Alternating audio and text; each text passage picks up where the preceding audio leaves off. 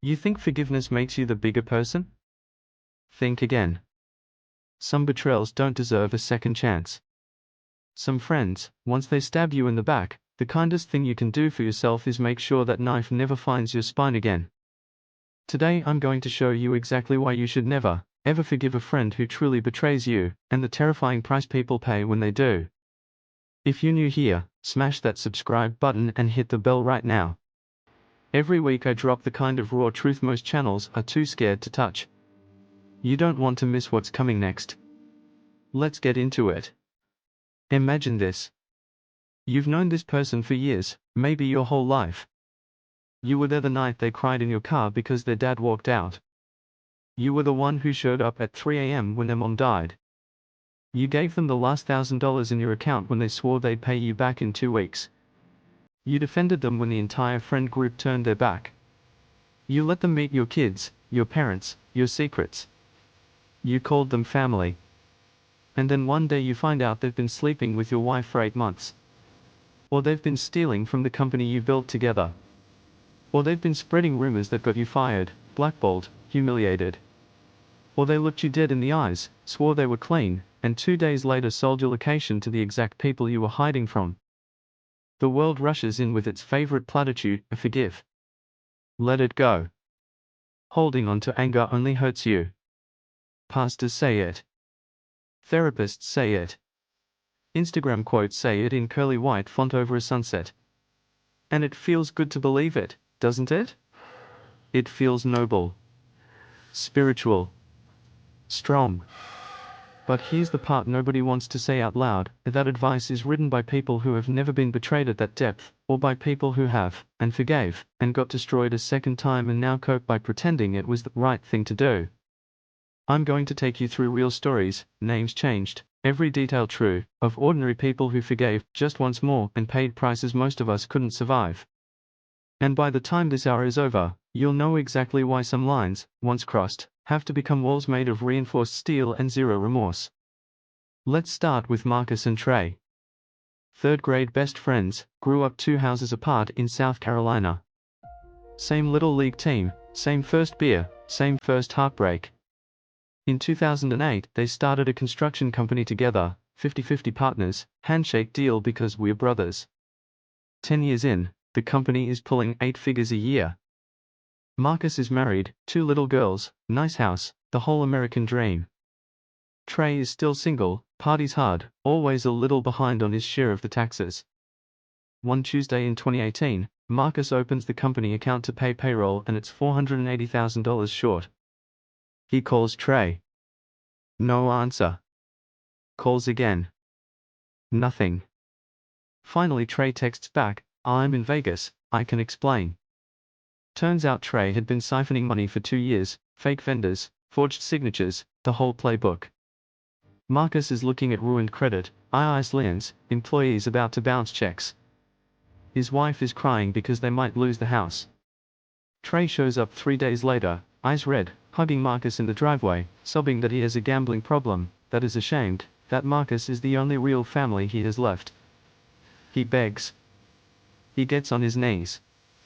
Marcus's wife tells him to press charges. His lawyer tells him to press charges. His own mother tells him blood isn't always thicker than theft. But Marcus remembers the kid who split his last Pop-Tart on the playground 35 years ago. He forgives him. They restructure the company, Trey signs everything over to Marcus for $1, promises to get help, goes to rehab for 30 days, comes back a changed man. Marcus even gives him a second chance at a smaller salary.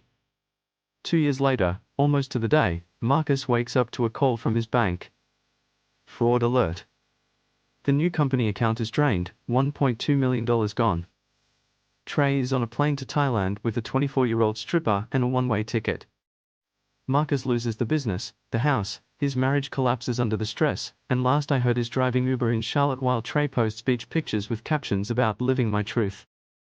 Forgiveness didn't heal Trey. It taught him exactly how much Marcus was willing to swallow. Now let's talk about Jessica and Lauren. They met freshman year of college, inseparable for 15 years. Jessica got married to Ryan, Lauren was maid of honor. When Jessica had fertility problems, Lauren held her hand through every failed IVF round. When Ryan started working late, Lauren was the one telling Jessica, "He's just stressed, babe, he loves you." Then one night Jessica comes home early from a work trip and finds Lauren's car in her driveway. She walks in on them in her own bed. The screaming fight lasts until sunrise. Ryan moves out. Lauren disappears for 6 weeks, sends texts that say, "I'm a monster, I don't deserve your forgiveness." Jessica's world is ash. But Jessica is a Christian. She believes in grace. After 4 months of therapy, she decides to forgive, not for Lauren, but for herself. They start having coffee again. Slow. Painful. Lauren cries every time. Jessica thinks she's watching redemption in real time. 2 years later, Jessica is trying to rebuild her marriage. Ryan swears it was a one-time mistake. They are in counseling. Things are fragile but getting better. Then Jessica finds a positive pregnancy test in the guest bathroom, not hers. Ryan turns white. Lauren is 5 months pregnant. She never stopped sleeping with him. She just got better at hiding it. She wanted Ryan, she wanted the life Jessica had built, and she decided the best way to get it was to play the long game while Jessica handed her the keys. Jessica's marriage ends for good this time. Lauren gets the husband, the baby, the Instagram perfect family photos. Jessica gets panic attacks that still hit her 4 years later every time she sees a certain shade of blonde hair. Forgiveness didn't save anything. It just delayed the second knife. Here's what most people will never tell you because it sounds cold: once someone has already calculated that your pain is an acceptable price for their gain, the hardest part is over for them. The first betrayal is the one that costs them sleep. The second one? They've already proven to themselves they can live with it. The third one is just efficiency. There's a reason recidivism rates for white-collar criminals who steal from people they know are above 70%. There's a reason 60% of affairs that are forgiven repeat, usually with the same person. There's a reason con artists almost always go back to the same mark if the mark let them off the first time. Because the mark already taught them the boundaries are made of tissue paper. Your brain tries to protect you the first time with something psychologists call betrayal blindness. You miss red flags. You rationalize. You tell yourself they would never. That's an evolutionary feature, not a bug. It keeps tribes together. But once the mask is off, once you've seen what they're capable of, your nervous system flips into hypervigilance. Your cortisol spikes at the sound of their name. Your sleep dies. And if you override that survival signal, if you force yourself to forgive and let them close again, you're not being noble. You're teaching your own body that danger isn't real. You're rewiring yourself to be prey. Let me tell you about Daniel and Victor. Childhood friends, same block in Philly. Victor always had sticky fingers, but Daniel was the good kid who believed people could change. At 28, Victor hits Daniel up: his mom has cancer, he needs 180 grand for experimental treatment in Germany. Daniel drains his savings, takes out a second mortgage. Victor disappears. 6 months later, Daniel finds out Victor's mom died 3 years earlier. Money gone, Victor in the wind. 5 years pass. Daniel rebuilds, slowly. Gets married, has a son, starts a small roofing business. One day Victor shows up at his door, skinny, shaking, says he's been in prison, found God, just wants to make amends. Daniel's wife begs him to close the door. Daniel hears his 8-year-old son ask, "Daddy, who's that man crying?" and something in him breaks open.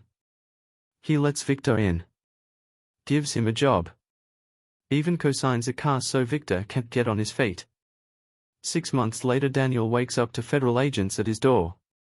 Victor cleaned out every account Daniel had access to, including the business payroll account and the college fund. Victor is on a yacht in Miami, posting videos sipping champagne with the caption, "Forgiveness is priceless." Daniel lost his business, his house, and his wife took their son and left because she warned him and he didn't listen. He told me on the phone last year, voice flat, "I killed my family trying to be Jesus to a demon." I could keep going. Sarah, who forgave her best friend for spreading revenge porn, and 2 years later the same friend did it again when Sarah got engaged. Mike, who forgave his cousin for stealing his identity and ended up with felony charges in his name the second time around. Amanda, who forgave her maid of honor for trying to sleep with her fiancé the night before the wedding, took her back as a friend, and watched her do it again at the baby shower. The pattern never changes. So what do you do instead of forgiving? You don't owe them absolution. You owe yourself survival. You cut contact permanently. No, let's catch up, text in 5 years. No, I heard you sick, flowers. You block, delete, erase. You tell the truth to anyone who needs to know so they can't rewrite history. You protect your peace like it's Fort Knox, because it is. You feel the rage. You let it burn. Rage is just love with nowhere left to go, and it will keep you warm while you rebuild. You don't have to become cruel, but you do have to become unbreakable. And when people call you bitter, when they say you're living in the past, you smile and say, no, I'm living in the future, one where I never ignore a red flag again. Because the moment you forgive a betrayer, you hand them the blueprint of exactly how to destroy you worse the next time. And there is always a next time. Protect yourself. Some people don't get redemption arcs. Some people only get consequences. And the kindest thing you can do, for you, is make sure they get them somewhere far away from your life. If this hit you hard, drop a comment with the word never so I know you're one of the ones who finally gets it. Smash the like button, subscribe, turn on notifications. I drop these every single week, no sugarcoating, no apologies. I'll see you in the next one. Stay dangerous.